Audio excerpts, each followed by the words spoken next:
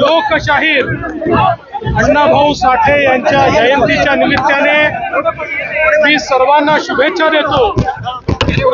लोकशाहीर अण्णाभाऊ साठेंनी जनसामान्यांमध्ये आपल्या वाणीनं, आपल्या कवितांनी, आपल्या गीतांनी एक अत्यंत मोठी ऊर्जा तयार केली। संयुक्त महाराष्ट्राच्या आंदोलनामध्ये त्यांचा मोठा सहभाग राहिला आणि त्यांनी सगळ्यात महत्त्वाचा कुठला मंत्र दिला असेल तर ही पृथ्वी शेषनागाच्या शिरावर नाही तर कामगाराच्या हातावर आहे, अशा प्रकारचा मंत्र देणारे, ज्यांच्या साहित्याने अनेक देशांना धुरळ घातली।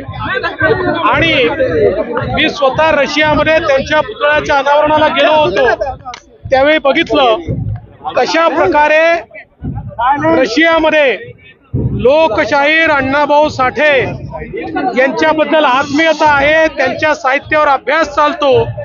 एक वैश्विक साहित्य, वंचितांचा कवी असलेल्या, वंचितांचा नेता असलेल्या, वंचितांचा आवाज असलेल्या अण्णाभाऊंनी तयार केलं आणि ते अखिल विश्वापर्यंत पसरलं।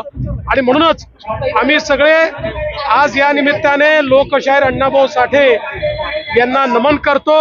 आणि मला अतिशय आनंद आहे की आजच्या या पवित्र दिनी महाराष्ट्र सरकारच्या वतीनं मातंग समाजाच्या सर्वांगीण विकासाकरता आरटीची निर्मिती करण्यात आलेली आहे, ज्यातनं पुढच्या काळामध्ये आमच्या मातंग समाजातनं अनेक आमचे तरुण तरुणी IAS IPS होतील, विविध मोठ्या पदांवर जातील, चांगल्या प्रकारचं शिक्षण घेतील, परदेशी शिष्यवृत्ती त्या ठिकाणी मिळेल, फेलोशिप मिळेल।